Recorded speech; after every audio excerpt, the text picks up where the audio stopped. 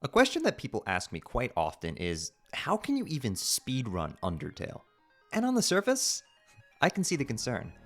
It's not a game with any particularly enticing movement tech, attacks in battle or on a timer, and it just kinda seems like it wouldn't lend itself well to speedrunning. Unlike the follow-up game, Deltarune, there's no run button or attack grazing or seemingly many mechanics that you would expect from an in-depth speedrun.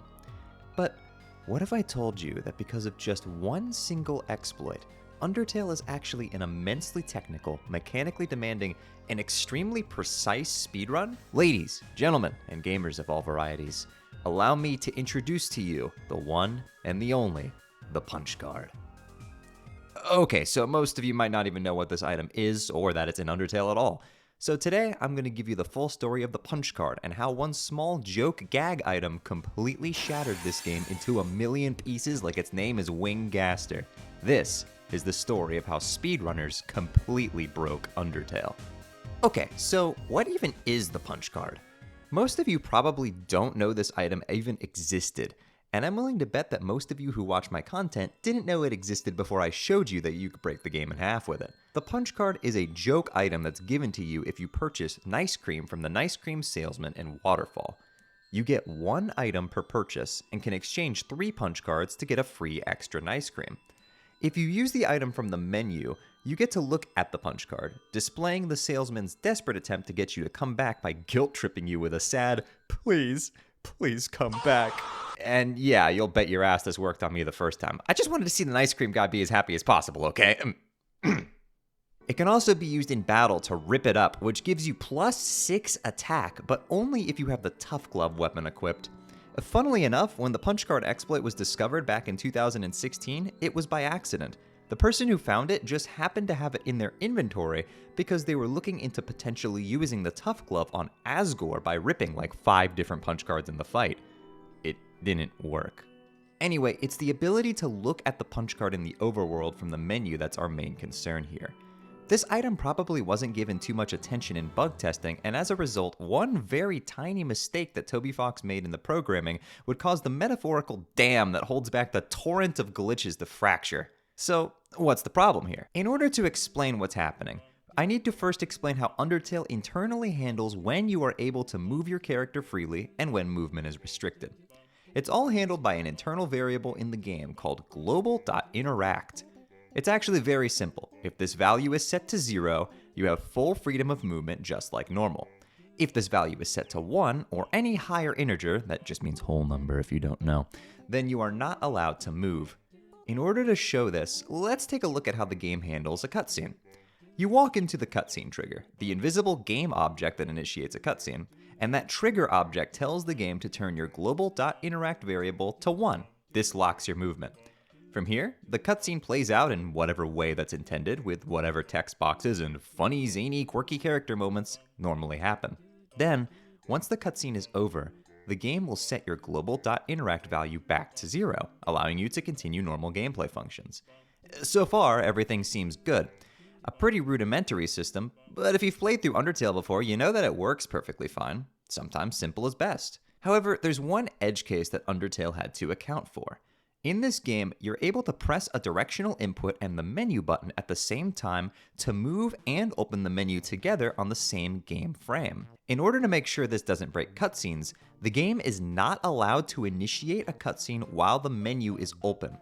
This enables you to use this ability, which we call menu buffering, to move onto a cutscene trigger while opening your menu, which prevents the cutscene from starting. As soon as you exit the menu, the game will immediately initialize the cutscene on the next game frame, and everything happens as normal. You can try various things, such as using items, calling characters with your phone, anything, and nothing will break this interaction. So it's a good thing that there isn't any particular item in the game that would abuse this interaction to allow you to gain movement during any cutscene in the game, right?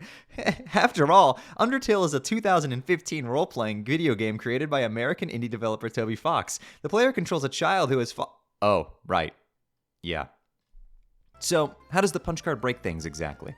Well, it's very simple. When you use the punch card from the menu in the overworld, the game importantly closes the menu, then buffers an instruction to be executed on the next game frame to display the joke punch card item on the screen. This displays the punch card and also sets global.interact to 1. Then, when you press Z or X to get rid of the punch card on the screen, the game always runs code that changes your global.interact value back to 0. And with this, that fractured dam from earlier completely shatters and releases a devastating flood of glitches and exploits straight towards the unsuspecting houses of the people who thought Undertale was devoid of mechanics in a speedrun. Again, importantly, outside of particular instances, the game only locks your movement during the cutscene initiation, giving you free reign to do anything you want. This allows you to skip through cutscenes and even skip entire boss fights. Muffet? Metaton? I have absolutely no idea who you're talking about. Undyne? Well, we can't fully skip her, but we can skip 2 of her phases and... Hey, wait a minute, did I just teleport with the punch card? I thought it just skipped cutscenes. Well, the party is only getting started.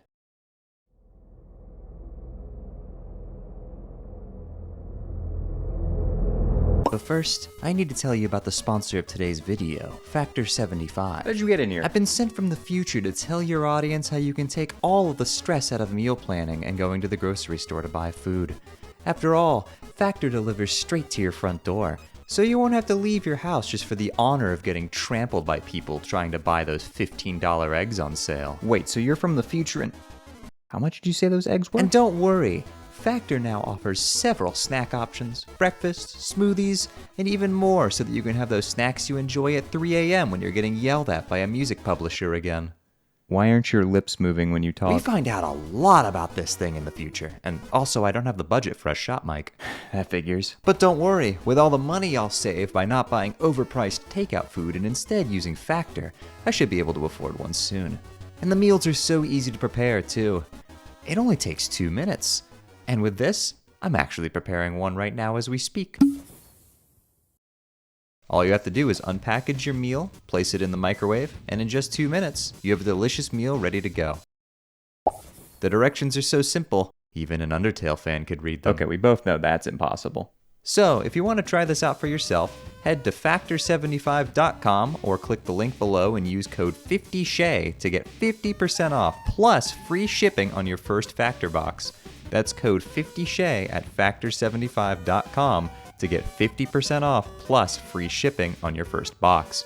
Thank you to Factor for sponsoring today's video. So, when does Chapter 3 come out? The punch card allows you to seemingly teleport through rooms by doing what is known as a wrong warp. The punch card can skip all cutscenes. And you know how in Undertale, when you walk up to the edge of the room, there's a screen transition event into the next room? You know what those screen transitions are? That's right, cutscenes. Screen transitions are handled by trigger objects, just like cutscenes are, meaning they're vulnerable to the unbridled wrath of the punch card. The only difference here is that instead of setting global.interact to 1, they actually set it to 3, but this is more for internal game organization than anything else. It's treated basically the exact same way in a practical sense. By using the punch card while positioning yourself perfectly, you can gain movement during a screen transition event. So long as you never walk back into the trigger during the screen transition, more on this in a moment, the game gets extremely confused. You are not where you're supposed to be. In order to not crash the game, instead of appearing where you're supposed to, the game will spawn you in at the next room's default point. This is a completely arbitrary location in a room that is set for debugging purposes. You're actually already familiar with what a default point is if you've played the game. It is the location you will appear in if you load a save file in a room. This is how the game places you right beneath a save point when you load your save file normally. These are set for every room because while debugging, you need to have the ability to start the game in any room, so Toby just placed them wherever for the rooms that don't have save points in regular gameplay.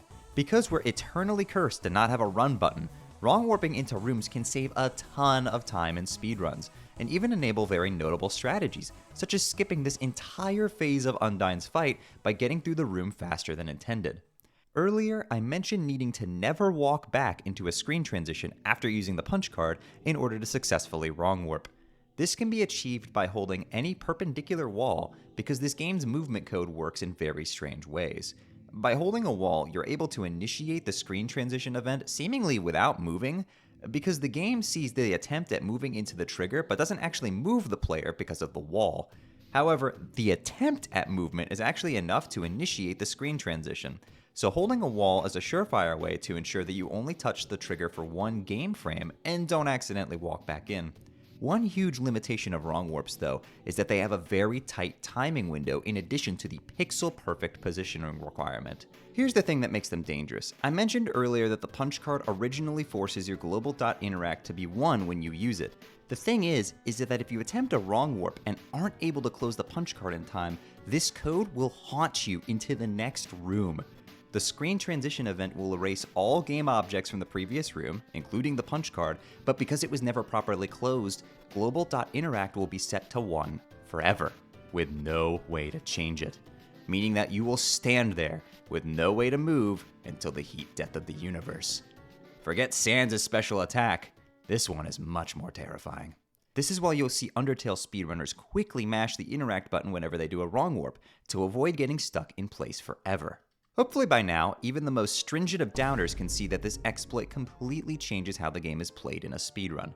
Every single cutscene skip and wrong warp are all pixel perfect, requiring perfect memorization of every single cutscene trigger in the game, or at least the ones that are actually worth skipping. Wrong warps are scary and require tight timing windows on every single one to avoid soft locking, but these are just the first layers of the Undertale speedrunning iceberg. When the punch card exploit was originally discovered in early 2016, wrong warps were found shortly after. But the technique would be further researched and honed over the years to enable even more trickery, some of it getting very, very complicated.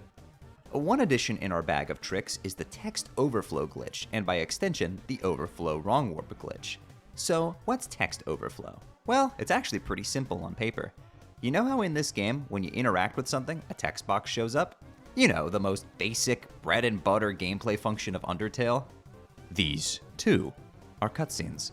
Remember how I mentioned earlier that there's one buffered frame between the punch card closing the menu and appearing on the screen? Normally, this is where the cutscene initiation happens, but in non-cutscene situations, this is a fully interactable frame, meaning that you can actually move 1 pixel in any direction, but more importantly, you have one single actionable frame to interact with objects. This causes their text to appear on the screen, and then immediately after, the punch card appears. Because you can close the punch card with Z, which does nothing to a text box as long as the text is still scrolling, you can then walk around with a text box on the screen. Which reveals that the text box itself is positionally tied to the camera, but the text inside the box is actually in the overworld itself. So you get this funny effect where you can just leave the actual words of the text box behind. After all, we're Undertale fans. Reading isn't exactly in our wheelhouse. So what can you do with this text box? Well, I explained earlier how the end of cutscenes set global.interact back to 0. And text boxes are basically cutscenes, right? So they also set global.interact back to 0 when you close the final piece of text in a text box. Everybody, I'd like you to meet Punch Card 2. That's right, the end of the text boxes can be used as a makeshift punch card. Cutscenes do not wipe away already existing text when they start, so if you overflow pretty much any object's text and walk into a cutscene, you can just quickly close it for the exact same effect as using a punch card. This removes the pixel-perfect aspect from quite a few different cutscenes, though you can't do it all the time because it requires a frame-perfect time input, and it's usually slightly slower to do in speedruns. However, they're a pretty consistent trick for new runners to use, and I famously took several world records back in the day by still using text overflows in many places because I just valued the consistency of them. Oh, yeah, they can also be used to wrong warp much more safely as well, by doing the exact same setup. Because you're actually hitting the screen transition with your global.interact already set to 0 with the text box on the screen, you don't run into the soft lock issue because you don't have to worry about closing the punch card quickly to avoid global.interact staying at 1 forever. So yeah, between all the pixel-perfect precision, memorization, and frame-perfect inputs, I'm pretty sure it's actually a pretty mechanically interesting game after all. The development of the punch card exploit over the years even led to some other glitches being found, such as the seagrass skip trick to skip this cutscene here without the punch card, because for some reason this one cutscene, and only this one cutscene, has a 4-frame initiation period instead of 1 frame, letting you actually have the time to use the cell phone as a makeshift punch card. Or this trick to skip the dummy in the entire room in ruins, which was just discovered last year. This game is almost 10 years old, and we're finding skips that save 30 seconds. Undertale is nowhere close to being completely solved as a speed game, and I'm sure further developments will continue as time passes. I hope you all enjoyed learning the in-depth story of the absolute insanity that is the punch card exploit, and how it has completely transformed Undertale's identity as a speedrun and also all of the glitches within it. Thank you so much as always, and I hope you have a wonderful night, and take care.